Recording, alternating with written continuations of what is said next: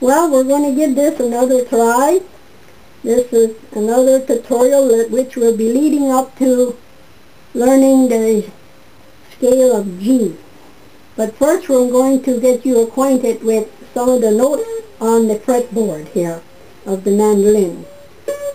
And we're going to take it easy with that too. But first I would like to give you a little bit of a review on what we've already have been studying, or what you have been studying. First off, I'd like to ask a few questions and give you a little time to answer them, just to refresh your memory of what you've been doing. How many parts does a note have? Well, a note has 3 parts. Number 2, the parts are what? There's 3 parts. The head, the stem, and the flag on the note. Okay? Notes are placed on the staff lines. Notes can be placed above or below the staff line also. What you do is you make a little line, a tiny little line, and you put your note on it below or above the staff, and it's known as a ledger line. That does not limit you to just the staff alone that we've been studying.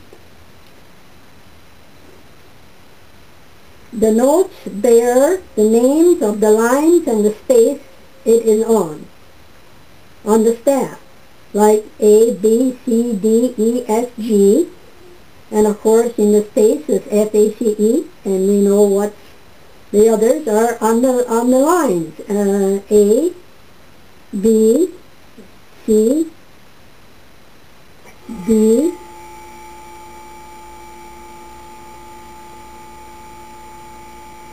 and so on. Okay, what is pitch?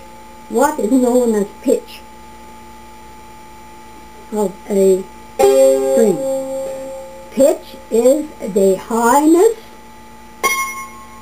or the lowness of the string.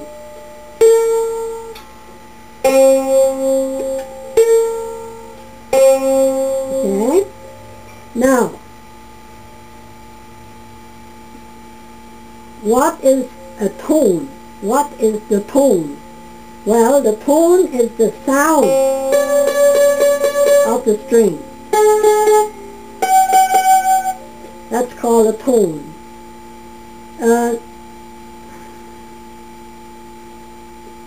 The shape of a note indicates the duration of its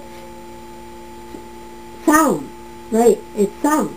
So if it's a whole note, it gets 1, 2, 3, 4 counts. If it's a half note, it gets 1, 2 counts. If it's a quarter note, it gets 1 count.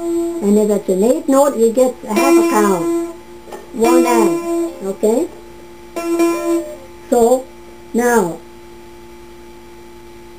remember the whole note has no stem, and its head is hollow. That's a whole note. A half note, what is a half note? Well, a half note is a whole note, but it has a stem and a head. If you took away the stem, it would look like a whole note. You add the stem, you have a half note. And that means 2 counts. 1, 2. What is a bar line? Well, a bar line is a line, for example, say this is the staff. The bar line would be like the fret going across here, across the staff.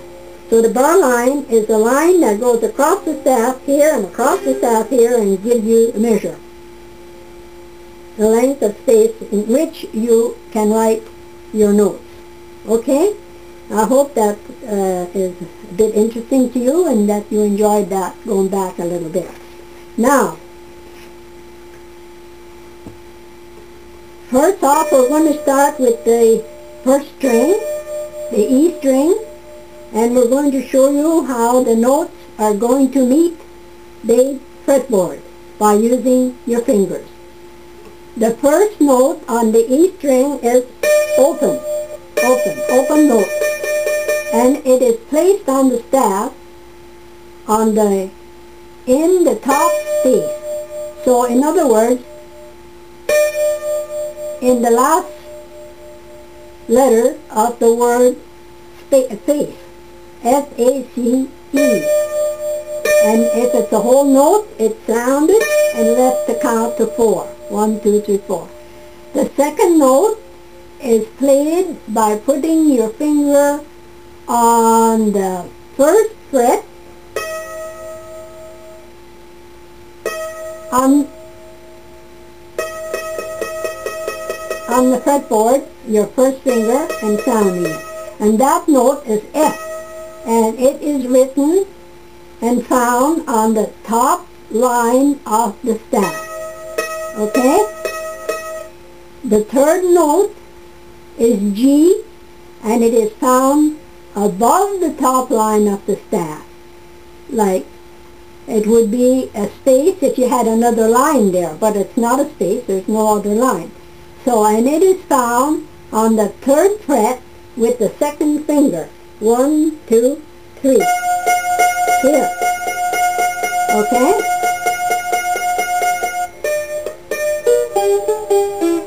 Now, we're going to go and we're going to do some half notes. So we'll go 1, 2, 1, 2, 1, 2, 1, 2, 1, 2, 1, 2, 1, 2, 1, 2, 1, 2, 1, 2, 1, 2, 1, 2, 1, 2, 1, 2, 1, 2, 1, 2.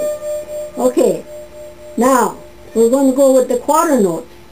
1, 2, 3, 4, 1, 2, 3, 4, 1, 2, 3, 4, 1, 2, 3, 4, 1, 2, 3, 4, 1, 2, 3, 4, 1, 2, 3, 4, 1, 2, 3, and the rest.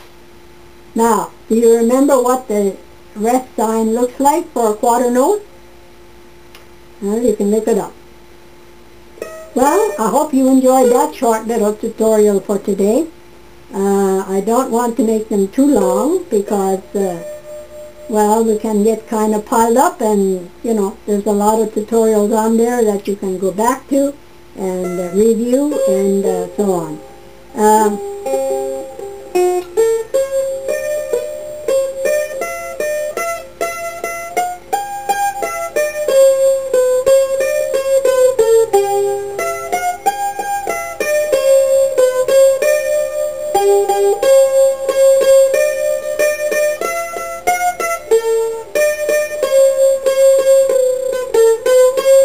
That's grandfather clock, of course, eh?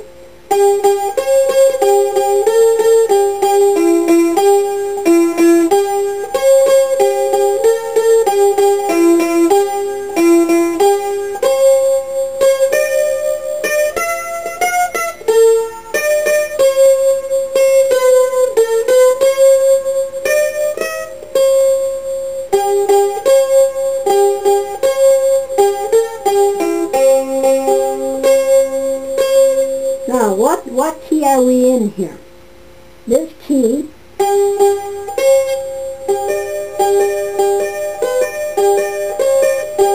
want you to guess until the next lesson. I want you to guess what key I'm playing this in.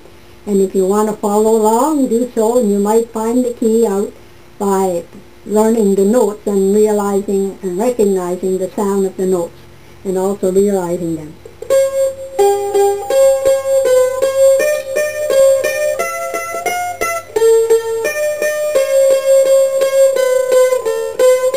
Now, another thing I'm doing here is I'm going downstroke and upstroke, okay?